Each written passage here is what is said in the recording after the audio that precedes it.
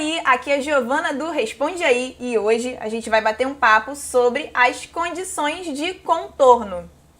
As condições de contorno, elas são como eu desenhei aqui, elas são essa borda. E aí, o vídeo acabou? Não, vamos lá. Até agora, a gente estudou as equações grandes, muitas variáveis, tipo Navier-Stokes. Mas relaxa que a missão de hoje é simplificar essas equações. E como a gente faz isso? Utilizando as condições de contorno, beleza? Bom, vamos imaginar que o nosso problema é como se fosse esse hambúrguer, certo? Nosso problema de McFlu é esse hambúrguer aí. Cara, esse hambúrguer ele pode ser muito grande, e aí como é que você vai começar? Por onde você vai começar?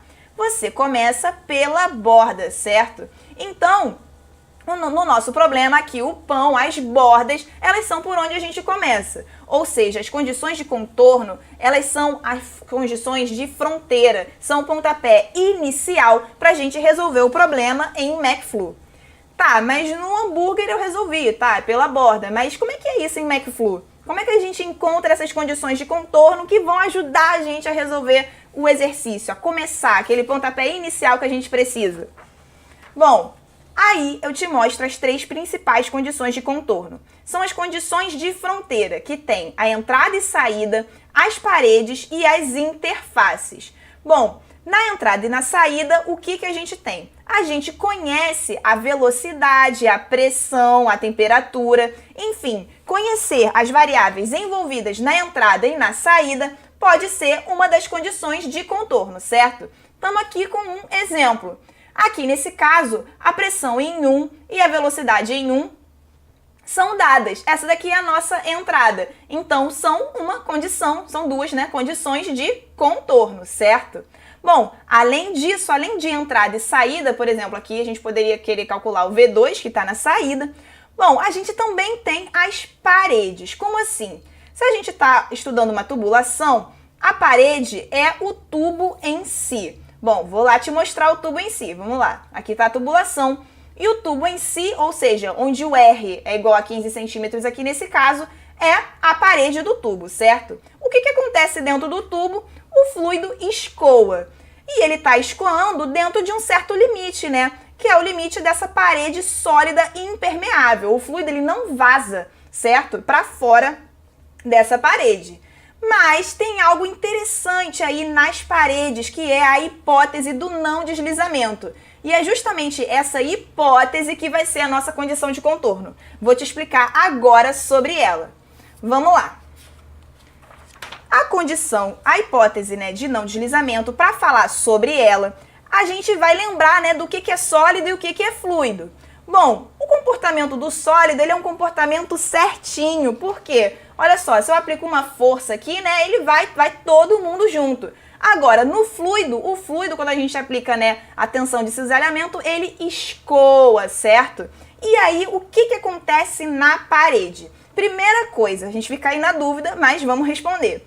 O fluido, ele é formado por várias camadas. E aí, essas camadas, elas têm atrito entre elas, ou seja, são camadas viscosas. Como elas têm atrito entre as camadas, a hipótese do não deslizamento é considerar que a velocidade do fluido que está, da camada de fluido que está encostada diretamente na parede, certo? A camada, então, essa camada aqui que está perto da parede, coladinha, a velocidade dessa camada vai ser a velocidade da parede, que normalmente, como a parede está parada, vai ser 0, certo? Então, a hipótese do não deslizamento é considerar que a velocidade do fluido que está em contato direto com essa parede vai ser a velocidade da parede, certo? Ele não vai deslizar, ele vai ter a mesma velocidade.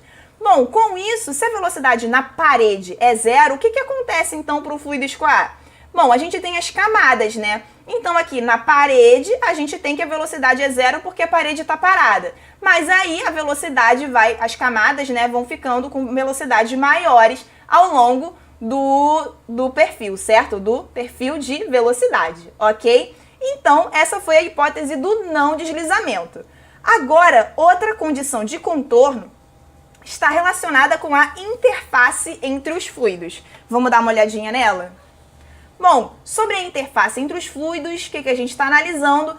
Frequentemente, em McFlu, a gente vai analisar a interface entre o mar e o ar, certo? Então, aqui está a superfície que eu estou chamando de 1.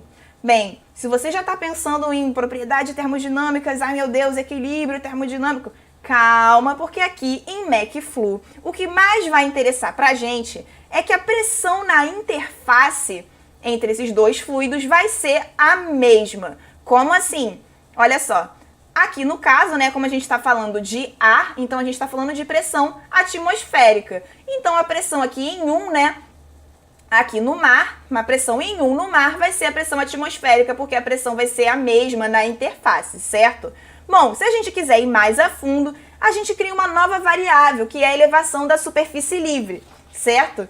E aí, aplicando essa variável junto com a equação da continuidade, a gente tem uma condição de contorno cinemática. Mas relaxa, porque a gente vai usar principalmente essa pressão na interface ser a mesma. Então, a pressão ela é a mesma em qualquer ponto da interface, certo? Ou seja, em qualquer ponto dessa horizontal aqui. E em McFlu, geralmente a gente vai trabalhar na interface ar e algum fluido aqui, mar ou, enfim, outro fluido. E aí, a pressão aqui vai ser a atmosférica, certo?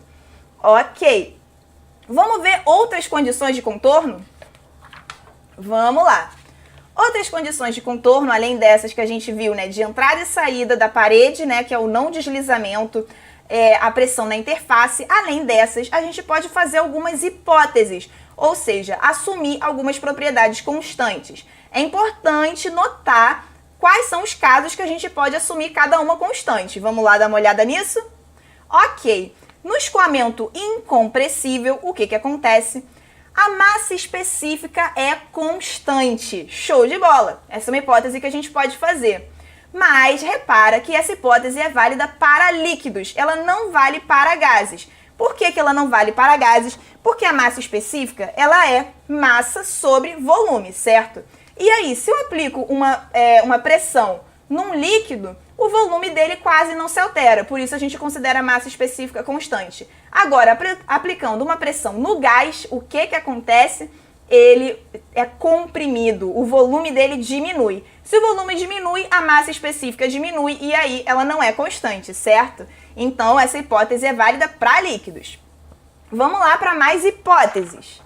A gente pode assumir também a viscosidade dinâmica μ constante. Em que casos a gente pode fazer isso? Em fluidos newtonianos, que é a maioria aqui em McFlu, beleza? Ok. Agora um OBS importante, fluido invícido. Em fluido invícido é um fluido diferente, certo? Esse fluido, ele é não viscoso, ou seja, a viscosidade dele é aproximadamente zero. A gente só pode fazer essa hipótese quando o enunciado avisa pra gente que o fluido é invícido, certo? Porque significa que o fluido não tem atrito, né? Não é importante o atrito entre as camadas. E isso é válido apenas para alguns gases, nem todos, beleza? Então, essa daqui só pode ser assumida quando o enunciado informa diretamente pra gente, certo? Quando a gente sabe que ele é um fluido invícido. Além disso, a gente tem como condição, né, inicial as condições onde, por exemplo, de pressão, velocidade, enfim, de variáveis envolvidas no processo, onde T é igual a zero, certo? Vamos lá para um resumão das nossas condições de contorno que facilitam, que começam a resolução das equações? Vamos lá! É o seguinte, condições de contorno. A velocidade, a pressão, as variáveis envolvidas no processo na entrada ou na saída, a condição, hipótese de não deslizamento, ou seja, a velocidade do fluido que está diretamente em contato com a parede é zero, certo? Quando a parede está parada, ok? E na interface entre dois fluidos, a pressão na interface é a mesma para os dois fluidos, certo? Geralmente pressão ATM, PATM. Ok, além disso a gente pode assumir algumas hipóteses, dependendo, né? Para líquidos, podemos assumir que ρ é constante, fluidos newtonianos, viscosidade constante e viscosidade aproximadamente zero quando o fluido é invícido, ou seja, para alguns gases. E aí, esse vídeo te ajudou? Responde aí!